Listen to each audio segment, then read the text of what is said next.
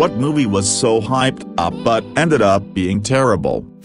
Independence Day, Resurgence, loved the first one when it came out, loved the trailer for the second one, but the movie was probably made for a demographic way younger than me. Honestly, when I watched Sea of Monsters, it actually seemed like they were trying to bring it back to being closer to the books. There were some annoyances, but it was okay, and then they fucked it right at the end. Yeah, let's randomly resurrect Kronos 2 stories before he's supposed to come back, and let's have him eat Luke because sure, why not? Might be time for a rewatch. Lightning Thief is one of the worst movies I've ever seen, but Sea of Monsters was shockingly good. Felt like they figured it out the second time around, but the hype train had already left town. Disappointed the movies died despite the improved effort. This is coming from someone to read the series when the books came out but didn't watch the movies until last year as a joke. I don't believe they ever did. I do remember distinctly Reardon using a picture of Grover that depicted him with pale skin at a book signing though. Really? I don't think it matters though, since his race is satyr. What mattered was changing his character. I only really mentioned the skin color because it's a perfect example of tokenism. A character changed purely out of obligation to include racial diversity, and rather than create a well-thought-out character that represents a minority, they just throw in a bunch of stereotypes and call it a day. It's done for the sake of diversity but really just hurts that cause every time it's done.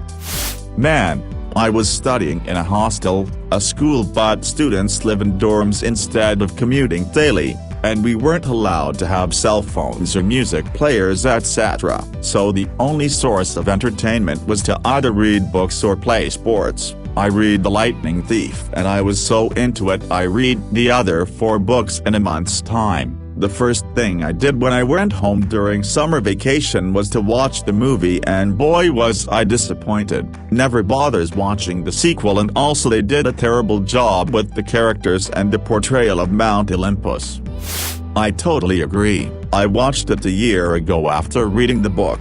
After I was done watching it, I wasn't just disappointed, but sad. They did not portray 90% of the events the way the writer of the book described them, and the ones they did portray similarly to the book were very underwhelming and boring to watch instead of being as exciting and thrilling as they were in the book. I feel very bad for the people who got as excited to watch that movie as I was. I'm still disappointed to this day. Frown. Dude, I hated it so much. I love that series of books, and we watched the first movie as a family movie, so I couldn't get out of it, and I closed my eyes and covered my ears for so much of it. Then for some reason they made the second one, and my brother, who never read the books, was in love with the first movie that made no sense, and so he wanted to watch the second one. My parents bought it all that you shouldn't spend money on shit like that. But even he was like, I'm not going to watch us in front of the demon lady, because I started almost crying from anger within the first 5 minutes. It wasn't even that he was upset that I was talking. It's the fact that even though he was mad at me at that point in time and doesn't particularly like me anyway, it was cruel to try and put me through that movie. We're gonna keep the old cast for nostalgia but add a host of new heroes, and we couldn't afford Will Smith, so we'll just show a picture of him. And the president is the new crazy guy, and it's the same movie but with more explosions. That movie I legit watched like a 5-year-old narrates his day at school. I still liked it though. Same. When it was first announced and I heard Matthew McConaughey as the Man in Black, I was all, oh, I can see that working. Cool. Then I heard they cast Idris, and my husband and I had several long conversations trying to figure out how that would work when the gunslinger is supposed to be, spoiler tag isn't working, so I'll just say supposed to be a very specific real-world white man. To be honest, we occasionally still have conversations discussing how hard various parts of the books would be to adapt. He argues you'd need the rights to too many properties, such as Harry Potter and Lucasfilm. I think they could make it work with IP they own, but neither of us wants to watch the movie to see how they did. If he had tried at all to fit the character, it might have worked. but just being super fit Idris Elba looking like he stepped off the GQ lot was insulting to poor, half-starved, wandering through the desert Roland. He definitely never even glanced at the books, and why the hell did Jake have to convince him to keep looking for the tower? What in God's name was that? He's like, I only care about chasing Walter. Literally the entire series is about him never swaying and his quest to reach the tower. I was so excited when Warner initially took it on, and Javier Bardem was cast as Roland. It looked set to be a big-budget promising production. Years of delay and cancellation, then this disappointment. No intention to include Eddie, Roland, a Clint Eastwood-inspired character. Idris Elba is a great actor, but casting a black actor to play Roland literally takes out a good part of the storyline involving Odeta's split personalities, and her other personality's relationship with Roland. She is clearly a different person, being derisive to Roland, calling him a honky. The storyline was so dumbed down and left out so many things that made it great in the first place, so it ended up a very mediocre film that fans of the book hated, and people who weren't familiar with the story were nonplussed or just happy to watch. Not a standout film. Fuck. If done well, I would fucking love to watch a good Dark Tower adaptation. I don't see the point in taking on a great story and changing and dulling it like this, if you aren't going to do the story justice, and just off the cuff have some related details right in other unrelated production. And don't buy up the film rights preventing anyone making a worthwhile portrayal of the story. I'm not a huge fan of Dune or anything, but that trailer actually had me wanting to watch it. I'm not into a lot of big tentpole movies sometimes, but there's definitely some good cinematography going on at the very least, and I've heard Timothée Chalamet can act pretty well, so I'm going to be interested in that one. I know the story vaguely and it looks promising. I mean, I'm seeing stuff like Cats and Suicide Squad in here, and those movies looked awful by the trailers. Haha. Ender's Game was the same.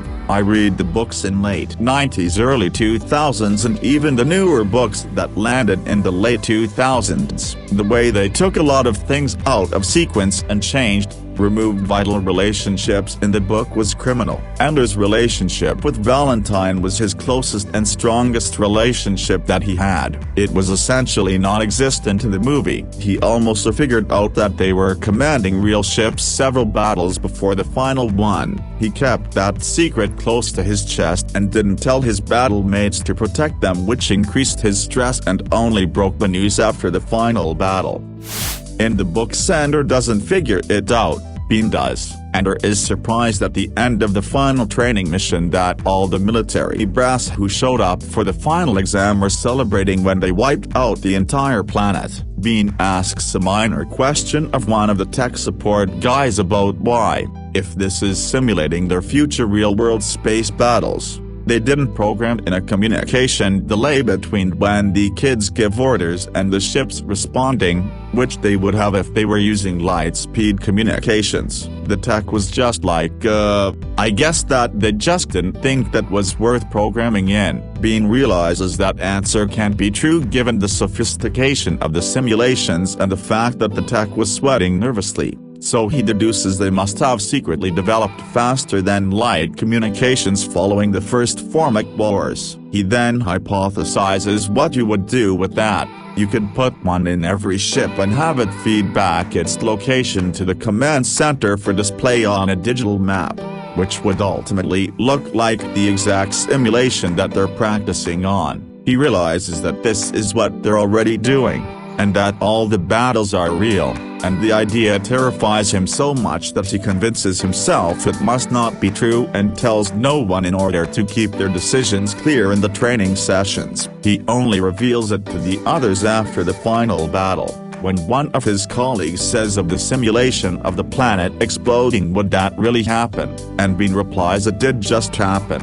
That was real, and CL Graphics explains the existence of the Ansible CL. Graph explains the existence of the Ansible. This is the single most infuriating part about the movie. In the movie, Graph just casually drops Ansible like it is common knowledge before they even start training. That super secret communication tech that we reversed engineered from the buggers, it's Wi-Fi, and for some reason they needed to travel to the Formex solar system to use a form of communication that is supposed to be instantaneous across any distance. Guess they needed to get closer for more bars. That is what made the twist work in the books, that the kids were controlling an armada that had been traveling for decades and was light years away from a small rock orbiting Mars. Ansible's existence was the big reveal, and in the movies Graph just off-handedly comments on it shortly after Ender gets to command school,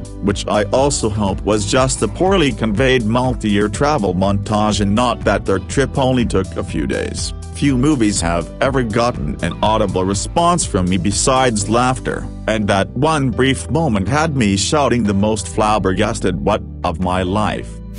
That's weird. I like Ender's Shadow at least as much as Ender's Game, if not more. Both books work very well together and both give me the feel of their protagonist very well. Ender as the melancholy kid that stuff keeps happening to and just wants things to stop, and Bean as the hyper-analytical brainiac who catches every detail and slightly resents that there's someone better around. The books are similar in that they tell basically the same story, give or take, but it somehow feels different. In Shadow, Graph asks Bean how he can know the secret and still keep going while he thinks Ender couldn't, and Bean answers that it's because the burden is eventually on Ender's shoulders. That line sums up the difference between the feel of the two books. IMO. The sequels to both books feel more like spin-offs than actual sequels.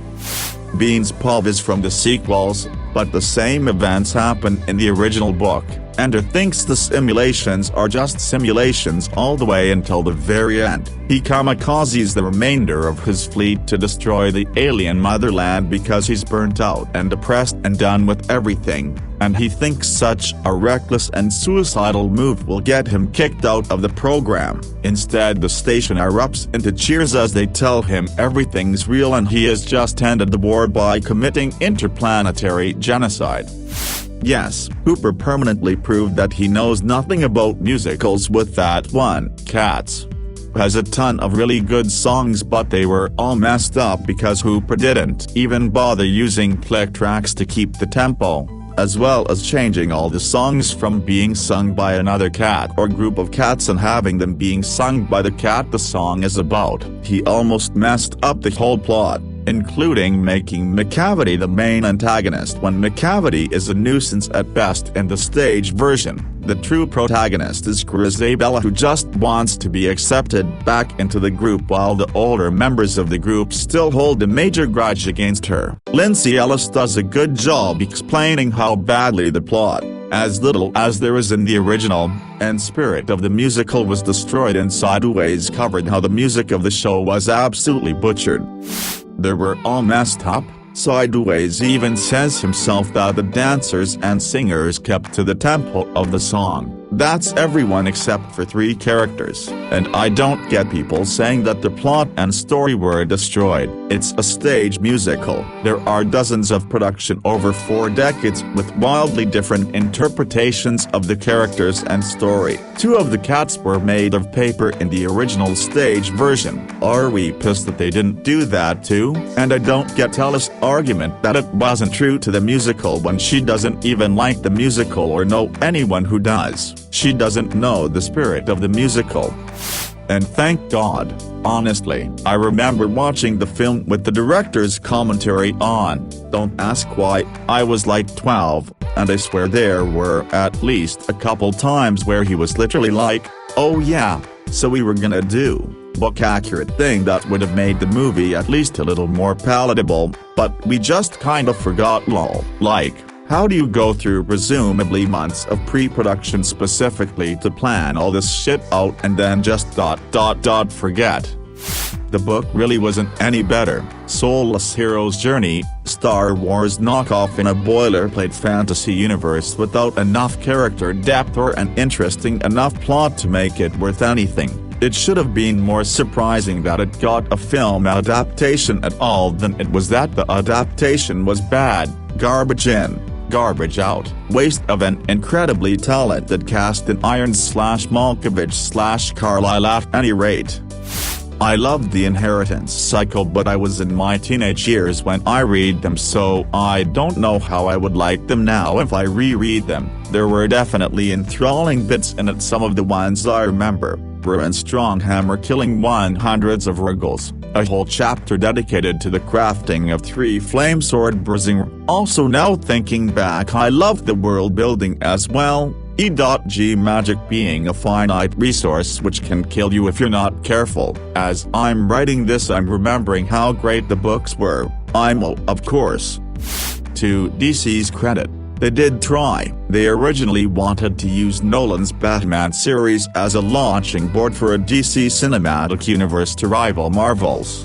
But Christopher Nolan didn't want his Batman trilogy to be tied into any other aspects beyond the trilogy. The Nolan Batman series doesn't touch superpowers, alien tech, or anything mythological, and considering how critically and commercially successful The Dark Knight had been, Nolan was basically allowed to continue as he pleased for his second sequel. They then tried Green Lantern, which feels like an attempt to make a Marvel movie as they were known at the time and was supposed to kickstart the DC cinematic universe, but that movie bombed, so they spent some time distancing themselves from it. They also wanted to sit on Superman for just a little bit longer thanks to the poor reception of 2006's Superman Returns. The other thing to remember is that, when the MCU started, Marvel wasn't owned by Disney. It was an effort by the comic publisher to break into movies to make some money.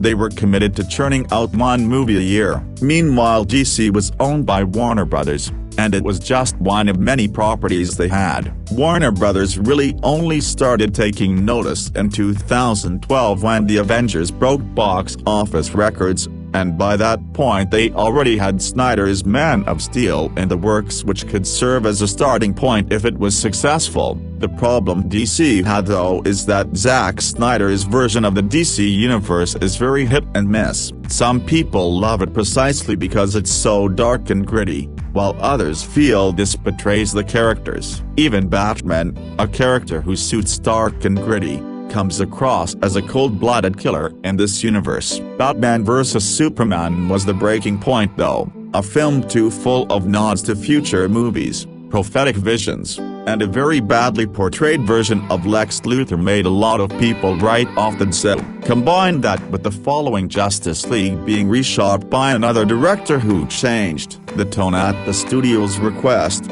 and the MCU has been in freefall ever since. There have been some hits. Wonder Woman was pretty good, Shazam was fun if not all that deep, and Aquaman was quite enjoyable, and some misses. Suicide Squad sucked, as did Wonder Woman 1984 by all accounts. Still not seen it, but mostly they've just been throwing shit at the wall to see what sticks. Marvel got lucky. They basically found their tone early on with their first few movies. Iron Man and its sequel found the tone of the MCU, while The Incredible Hulk, Thor, and Captain America helped them feel out this tone a bit more, so that by the time they came to the Avengers, and they've mostly ridden that tone ever since. They decide who gets a movie largely based on what they think will make for an interesting movie, and to some degree how characters will bounce off each other in other films. You cannot tell me they went for something as obscure as Guardians of the Galaxy because they thought that people wanted a Guardians movie. Virtually nobody knew who they were prior to that film. Marvel take obscure characters and make them into big names by giving them movies. DC meanwhile seems more interested in how well they can push their big names and sell merch. We need a Superman movie because Superman is popular. We need a Suicide Squad movie and it has to feature Harley Quinn heavily because she's a popular character and we can't sell a lot of merch of her. And we need another Batman movie because he's our biggest hitter. I'm honestly tired of seeing the main Justice League. Don't get me wrong though, I love them, but I feel like the general public know enough about them that they lack any mystery when it comes to them as characters. Most of the MCU's impact came from Marvel heroes who were not in the spectrum of the public are really making a foothold in pop culture. That is Doctor Strange, Ant-Man, Black Widow, Iron Man, the Guardians of the Galaxy, etc. I'd love to see MCU Phase 1 style of movies that lead into a Justice League dark plot line and exploring DC's mystical side. Constantine, Zatanna, Deadman, Swamp Thing would really be a breath of fresh air to DC's roster. Maybe they could springboard off Pattinson Batman's story.